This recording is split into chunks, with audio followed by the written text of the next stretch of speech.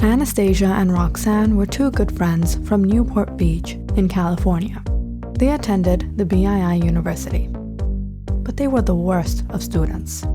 And there was only one reason behind that. Both the girls were obsessed with a life full of glamour and fun. They barely had time for studies. It was good enough if they merely passed. If anyone could say one thing about Anastasia and Roxanne, it was that sometimes the two could be a little rude. And their good looks often boosted their confidence even more. "Hey Anastasia, I like your dress, it's really nice." "Who are you again? Patricia? Poppy?" "I'm Janet. Remember, I was guarding the gate for you when you were sneaking into Professor Mayer's office?" "Oh, right. Quiet down. Do you want the world to know? What do you want?"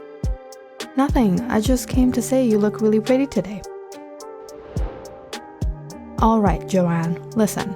You and me, we just aren't on the same level here. I know I'm gorgeous, but it's like you're obsessed with me. Stop following me around. Sheesh."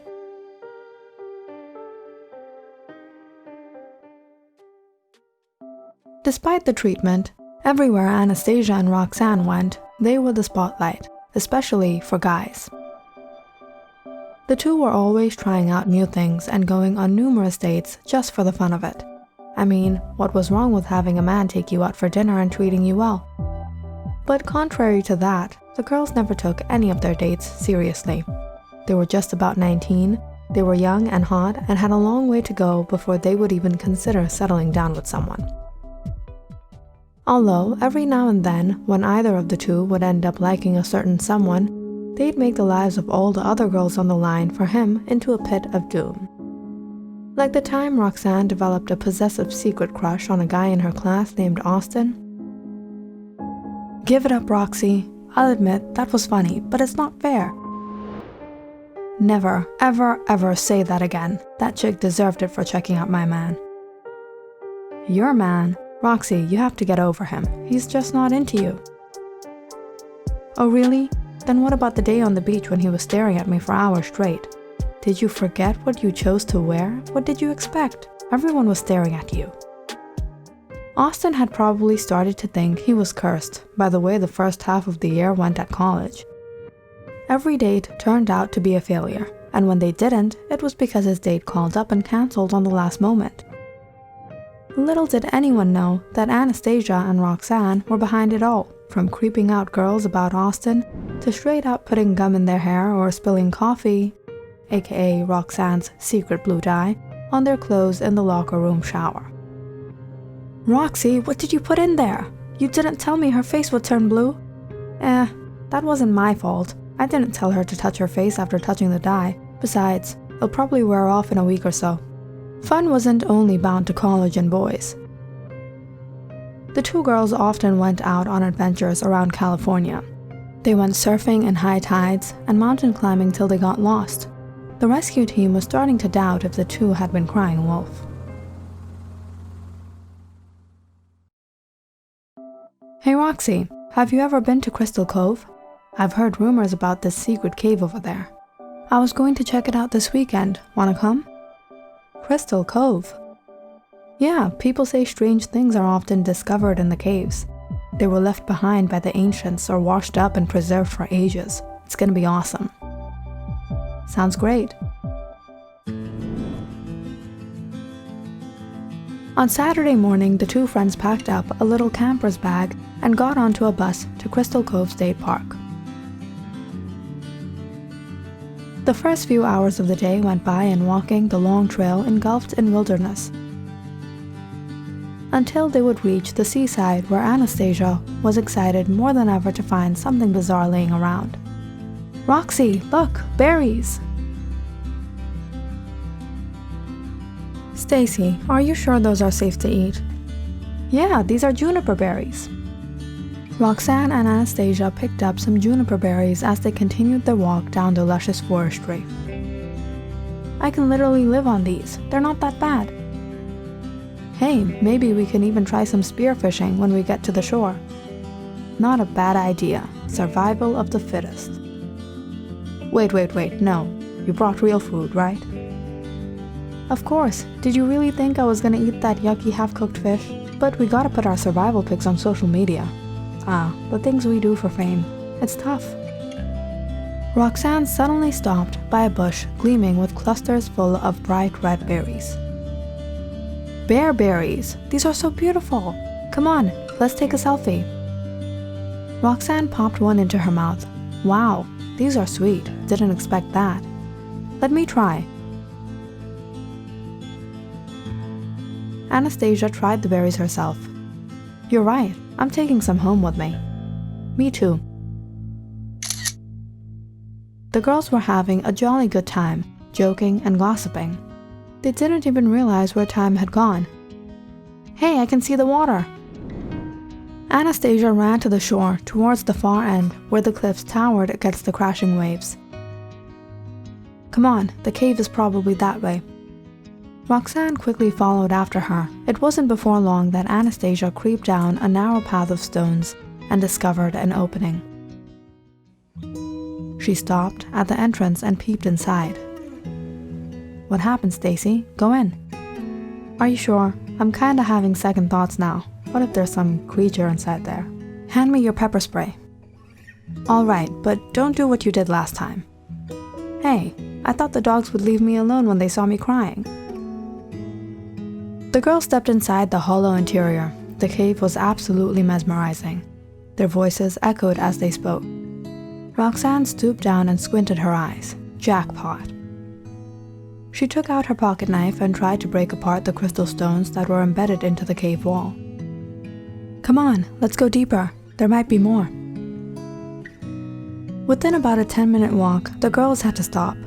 They hadn't reached the dead end, but they couldn't go any further. They stared into a deep, dark abyss below them. Roxanne looked down in fear. What do you think is under there? Anastasia was silent. Stacy? I don't know, Roxy, but I've waited long enough for this. Long? For what? Before Roxanne could even finish her sentence, she felt a fierce push on her back. I'm sorry, Roxy, but I had to do this.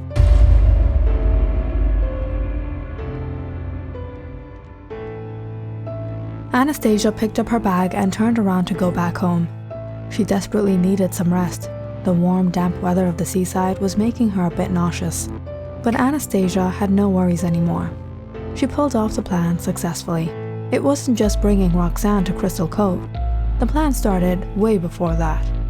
There used to be a time when Anastasia was quite fond of Roxanne. But those were the years in their childhood, before Roxanne turned into a jealous, mean, selfish witch. Anastasia started to notice it since they started college. She had become second priority for Roxanne. All Roxanne lived for was to hear her praise. Everything was about her, as if the world revolved around her. And Anastasia found herself stuck between Roxanne's schemes into getting a guy she wanted to have. Anastasia too used Roxanne every once in a while to get what she needed. But that wasn't a benefit. Roxanne owed her for what Anastasia did for her. But things didn't seem to be working out, and as hard as it was for Anastasia to accept it, even if Anastasia was the prettiest girl among her friends, Roxanne was drop-dead gorgeous. Seeing how easy it was for Roxanne to land a date, often with the guy Anastasia wanted to be with, made her blood boil. And when she saw Roxanne simply just use the guy and flee on the last moment, enraged her. If there was anyone who deserved that privilege, it was Anastasia, not Roxanne. But what tipped the scale was when Anastasia found out that Roxanne was spreading rumors about her, that betrayer. Roxanne didn't even have the wits to pull off the pranks she did, which was probably why she didn't catch on to Anastasia's little trap either.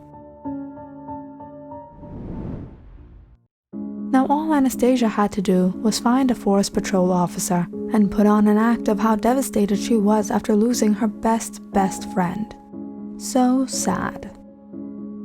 Anastasia followed the same trail down the forest, back to the main entrance, with a grim smirk on her face, imagining how easy life would be without Roxanne.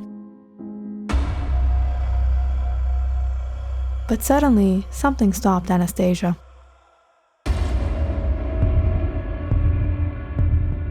There was a piercing pain in her belly.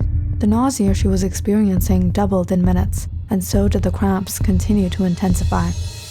Anastasia had to sit down. She couldn't move. What was going on? She started to have trouble breathing and fell to the ground, clutching to her stomach. Tears rolled down her cheek in pain. Soon, everything started to go black. Anastasia couldn't breathe at all.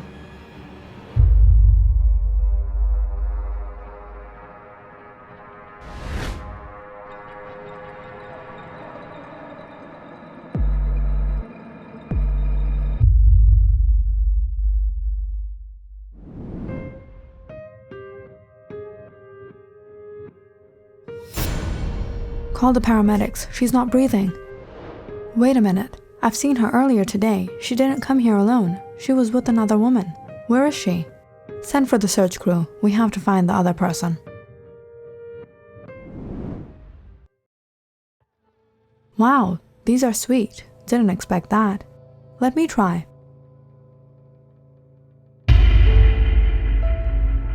The last thing that flashed before Roxanne's eyes was Anastasia, standing safe and sound, without fear, without guilt, watching her fall to her end. There was a reason Roxanne hated her. She should have known. It was Anastasia. Numerous regrets ran through her mind. But there was one last glimmer of hope still left in her that let her take her last breath with content. Anastasia may have betrayed her, but Roxanne was always one step ahead since day one. Roxanne wasn't just beauty, she was brains. And if there was one thing she could tell, was how jealous Anastasia was of her. Anastasia used to be her best friend. They always did everything together. But things changed ever since they enrolled into college. Suddenly, Anastasia was now making Roxanne look like a selfish, greedy individual, whereas she was the one who treated people like animals. It turned out so that others had more feelings for her than her so-called best friend. Roxanne had gotten information that Anastasia was lying about her, trying to make her look bad. How was it Roxanne's fault if guys preferred her over Anastasia, or girls would favor her more? Anastasia was in one word cruel, nasty, and rude. She never appreciated the kind gestures of others. She was only jealous of Roxanne because she wanted all the things Roxanne enjoyed. And Roxanne was in no way willing to give up anything for Anastasia anymore. Anastasia was simply there to assist her. She was her sidekick, and she would always be. Roxanne was the queen, and she would make Anastasia her little pawn. But of course, Roxanne had to watch out for pawns who wanted to take her place. Bearberries? Or toxic hollyberries? Fooling Anastasia was a piece of cake. After all, Roxanne had only worked to gain her trust. Pretending to eat the berries was only a trick to make Anastasia eat her way to death. And Roxanne was successful. Or at least, she thought she was.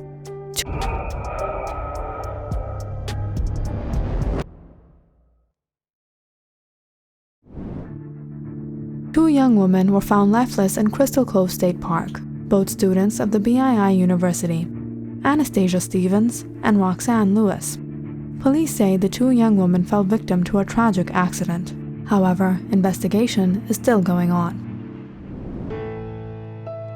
Anastasia, there's something you might want to know. Roxanne might not be the friend you think she is. She was saying a lot of nasty things about you. Roxanne, I know Anastasia is your friend, but you might want to hear me out. I think Anastasia's been spreading rumors about you. Dirty rumors, if you know what I mean.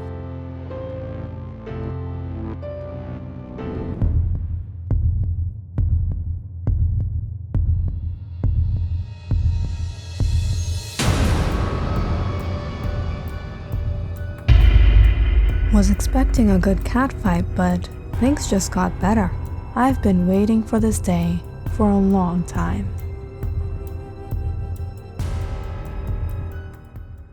Click on the subscribe button and check out more awesome videos on our channel. And don't forget to press the bell icon because you know it's interesting.